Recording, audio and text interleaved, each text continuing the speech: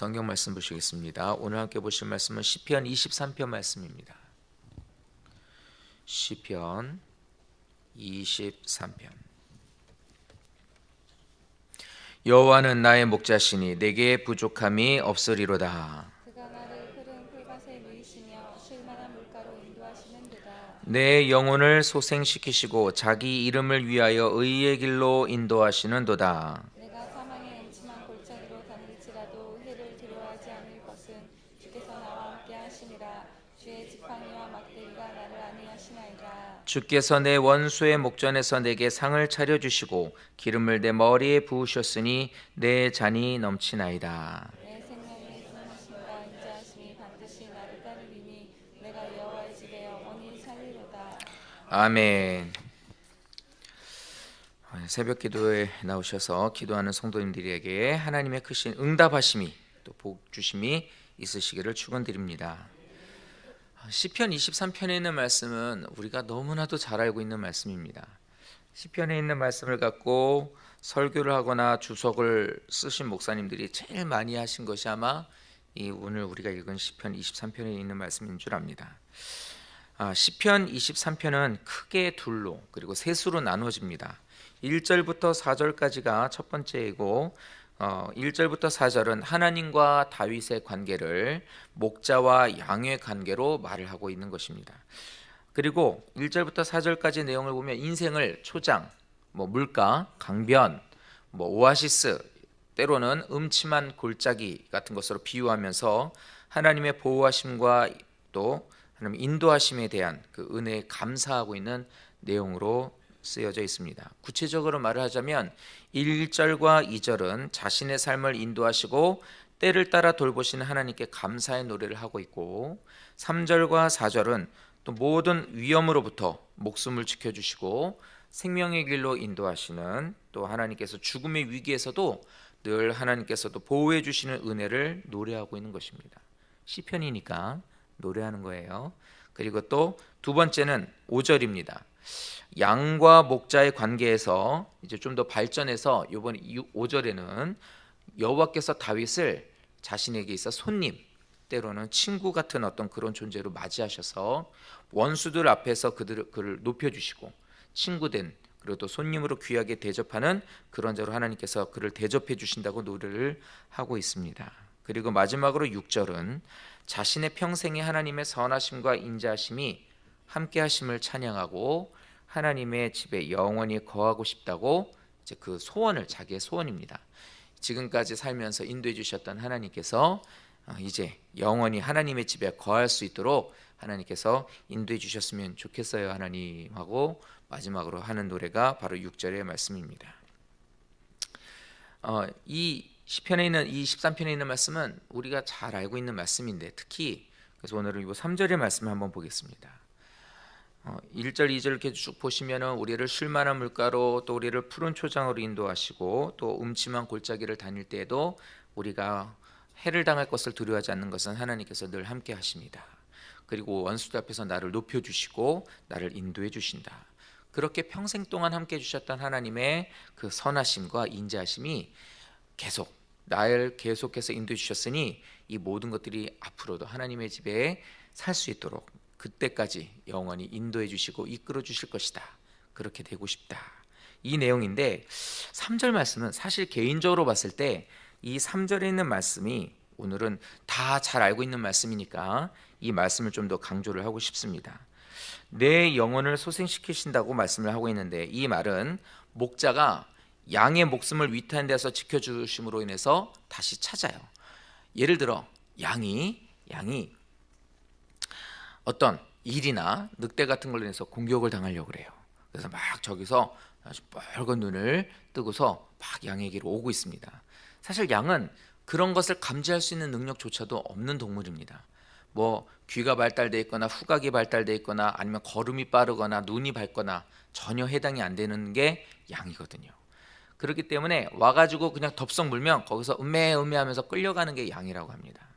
근데 그 직전에 이 목자가 와서 이제 곧 죽임을 당하게 되는 잡혀가게 되는 그런 상황에서 목자가 생명을 걸고 그걸 물리쳐요. 막 물리칩니다. 그래서 그거를 건져요. 그러면은 이 양은 거기에 서서 생명을 다시 찾게 된 거예요. 그것처럼 하나님께서는 다윗을 대적의 핍박 그리고 또 어떤 이 죽음의 위기에서 건져주심으로 그 목숨을 다시 찾아주신다는 거예요. 그게 바로 영혼을 소생시켜 주시는 겁니다. 영적으로 봤을 때 이 생명을, 또 우리들의 생명을, 우리의 영혼을 하나님께서 마귀에게 잡혀가거나 아니면 우리가 마귀의 종으로 끌려가거나 또 이 세상을 살면서 우리의 목숨을 잃게 되는 그런 순간에도 그 모든 것들을 하나님께서 막아주시고 지켜주심으로 다시 그 목숨을 놓아줘서 평안하게 이끌어주시는, 한번 낚시를 좋아합니다. 평생 낚시를 2번 해봤는데 그 낚시 프로를 보니까 이렇게 케이블이 요즘에 잘 나오잖아요. 근데 이렇게 하는 걸 이렇게 한번 어떻게 잡나 이러고 본 적이 있어요. 근데 그 정말 낚시꾼들은 낚시하면 고기를 다시 놔주더라고요. 자기가 웬만큼 원하는 크기가 아니면 다 놔줘요. 근데 그 고기를 딱 잡았어요. 그럼 팔짝팔짝 뛰잖아요. 막 힘이 좋아가지고 막 손에서 꿈틀댑니다. 근데 그거를 물에다 다시 딱 놔주면 어떻게 해요? 다시 원래로 샥 꼬리 치면서 가죠. 다시 목숨을 찾아 걔는 이제 다시 이전처럼 잡히기 이전처럼 살게 된 것처럼 목숨을, 우리의 영혼을 소생시켜 주신다는 것이 위태한 가운데서 위기를 만났을 때 다시 물에 놓아준 고기처럼 다시 여전히 살 수 있게 해주는 그런 의미를 생각하시면 아마 빠를 것 같습니다. 2번째는 의의 길로 인도하신다고 말을 하고 있습니다. 의의 길로 인도하신다.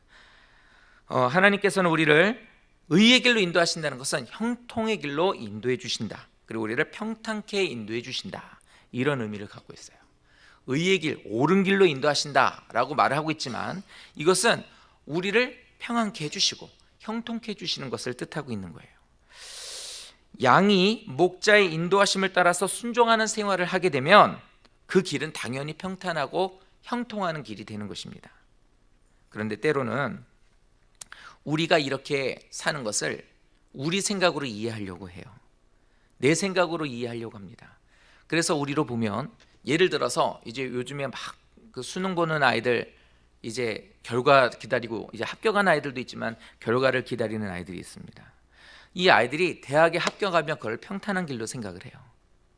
그렇게 되면 형통하는 것으로 생각해. 맞죠? 대학 가려고 인문계 들어가서 수능 봤으면 그렇게 해서 거기서 붙으면 그건 당연히 형통하고 평탄한 길이죠. 그리고 취업을 해가지고 그리고 또 이렇게 월급도 잘 나오는 회사, 또 탄탄한 회사에 들어가는 거 형통이죠. 복입니다. 그런데 그건 우리들의 기준이고 우리의 생각이더라고요.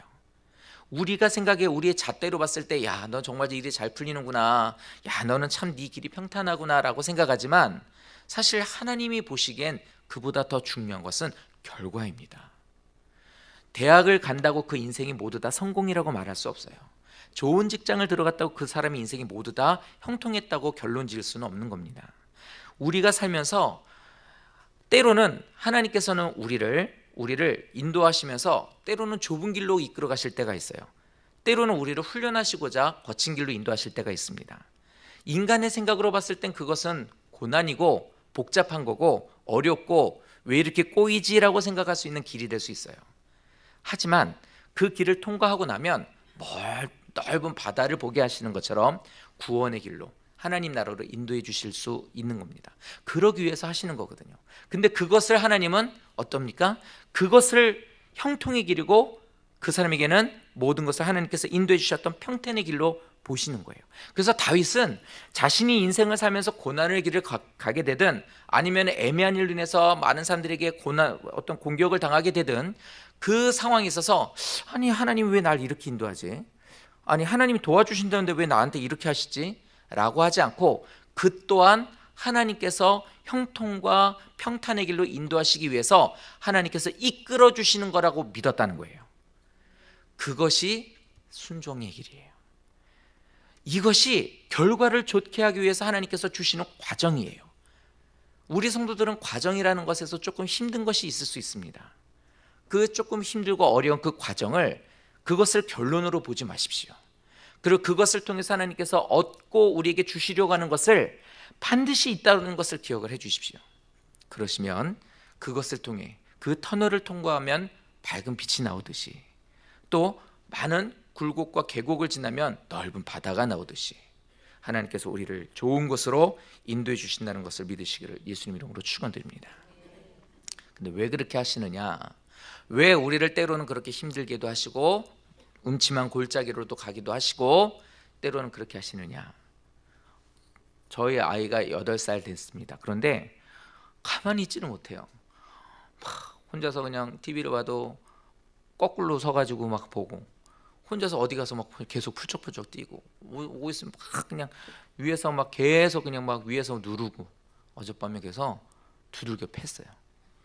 너 학교가 어떻게 하려고 이래 너? 너 몇 살이야? 막 이러면서 리모컨으로 발바닥을 막 때리면서 막 그냥 했어요. 그냥 막 울더라고. 나가서 네 방 가서 자. 막 그랬어요. 그러다 나중에 안 하다가 다시 갖다 놓았는데 마음은 아프죠.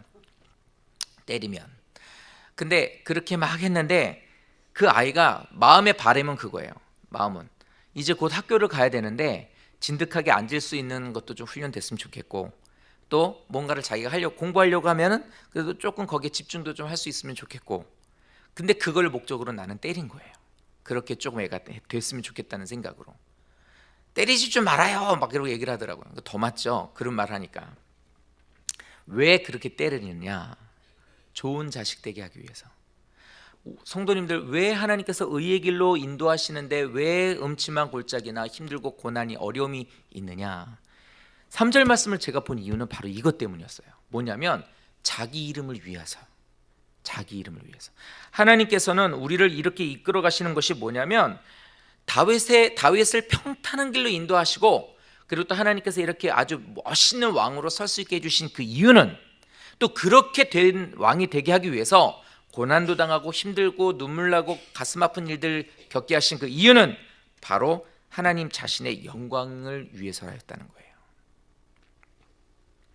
내 자식이 어디 나가서 그렇게 살면 와서 왜 이렇게 산만해요? 집중을 못해요? 왜 이렇게 말썽을 부려요? 그러면 제 마음이 아파요. 그렇죠? 걔가 그러고 다니면 지는 좋아서 그러고 다니겠지만 결국 뭐예요? 부모 욕 먹이는 거예요. 그러니까 어떻게 보면은 내 욕 안 먹이려고 걔를 때리고 가르치는 거일 수도 있다는 거죠. 하나님께서 우리를 이끄시는 것은 뭐냐면 하나님의 영광을 위해서 우리를 이끌어 주신다는 거예요. 뭐야? 선택하더니 뭐 자기 백성이라고 하나님이 저렇게 막 광야로 인도하고 막 이렇게 뭐 이끌어가고 열심히 교회 다닌다고 하더니 저 결국은 뭐야? 저렇게 죽어? 저거 뭐야? 아이고 저렇게 해가지고 지옥 가? 하나님은 하나님의 선택한 백성들을 이끌어 가시면서 이런 말 듣고 싶어 하지 않으세요. 그래서 하나님의 선택하신 백성은 때로는 때리고 힘들고 어려운 일이 있다 할지라도 나중에 어떻게 돼요? 멋있는 삶을 살게 하시기를 원해요. 그래서 야, 선택하더니 정말 잘 사는구나, 정말 멋있게 사는구나, 결국은 천국으로 이끄는구나. 하나님의 그러한 분이신 것을 보여주길 원하시는 거예요. 우리들의 삶은 우리의 것이 아닌 거예요.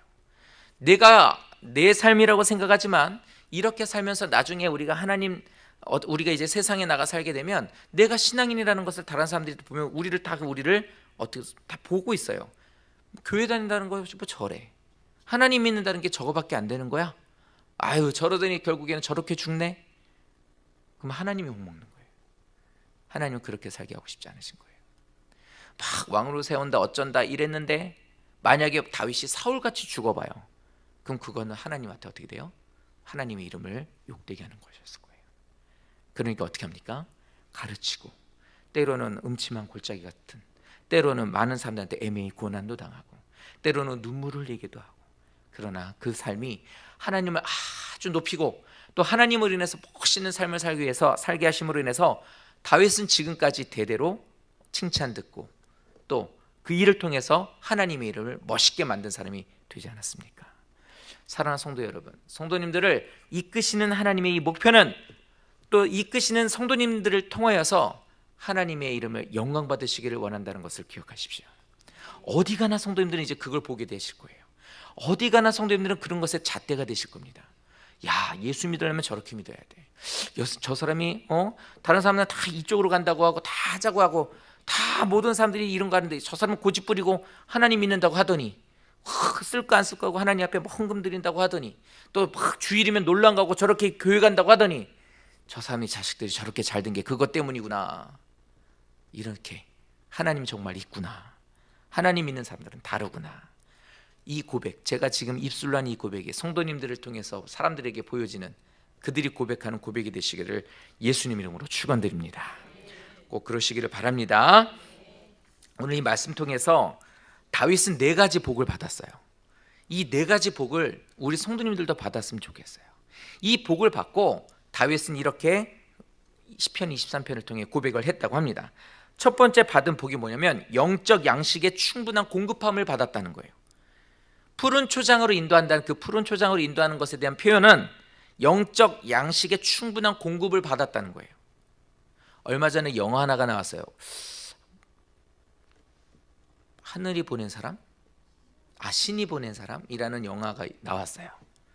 그 주제가 뭐냐면 북한 지하교회 사람들의 이야기래요. 보러 한번 가보시죠. 그래서 저희도 한번 보러 갈까? 교육자들 한번 이런 생각까지 했는데 북한의 지하교회에서 사는 사람들의 이야기라고 합니다. 그건 역사도 픽션도 아니라고 얘기를 하더라고요. 지금 똑같은 시간에 이루어지고 있는 일들이라고 합니다. 근데 이 나라를 보십시오. 이 나라는 정말 어디를 갔든 교회라는 곳이 있어서 예배를 드릴 수 있고 마음만 먹으면은 성경책을 볼 수 있는 곳이에요. 찬송 듣고 볼 수 있는, 부를 수 있는 그런 곳입니다. 근데 저 이쪽에는 얼마 안 가 있는 그 북한에선 이것이 전부 다 금지가 돼 있단 말이에요. 우리의 삶 속에 많은 설교를 듣고 또 많은 이 신학에 대한 지식도 있고 또 많은 교회가 있다 할지라도 우리에게 있어서 이 말씀이 나의 말씀이 될 수 있도록 이 말씀들이 내 삶을, 내 영을 계속해서 충분한 영양이 될 수 있게 될 수 있도록 성도님들 이 복을 누리십시오. 누리고 싶어서 저 사람들은 지하교회에서 어떻게 해요? 성경을 한 장씩 찢어가지고 그거를 화장실 가서 읽는데요. 화장실. 눈빛으로 교환한대요. 로마 시대 때 사람들이 물고기 그림으로 서로 그리스도인인 것을 공유했던 것처럼 이 사람들은 눈빛으로 공유한대요. 눈빛으로 공유했다가 잘못하면 어떻게 돼요? 죽임당하는 거예요. 혼자만 죽임당해요? 실컷 고문당해가지고 다 끌려가가지고 거기서 공개 처형을 당한다는 거예요. 그러니까 성경책 한 장을 갖고 이 사람들은 몇 년을 보는 거예요. 성경책 한 권을 제가 군대에서 심리전단이라는 군대에서 있었습니다. 심리전단이 뭐냐면 북한이 우리한테 삐라 뿌리거든요. 옛날에 삐라 많이 주워다가 공책도 받고 하셨을 거예요. 그런데 우리도 보내요. 우리도 삐라를 보내요. 사발면, 손톱깎이, 라디오, 여자 스타킹, 뭐 아니면은 여러 가지 뭐 필수도구. 그 중에 하나 종교단체에서 보내는 게 성경책이에요. 그러면 난리를 치죠. 그러면 막 이제 난리가 납니다. 그 기구를 밤에 몰래 띄어서 방향이 북쪽으로 방향 이렇게 바람이 불면 그걸 띄워요. 그러면 알코올로 있어가지고 얼지가 않아요. 똑똑똑똑똑똑 떨어지다 거기서 펑 하고 타이머를 건전지를 달아 보내면 레이더에도 걸리지 않아요. 그 펑 하면 산 같은데 그게 다 떨어지는 거예요. 그럼 사람들이 그걸 주워다가 먹거나 쓰거나 하는데 그 중에 하나가 성경책이에요.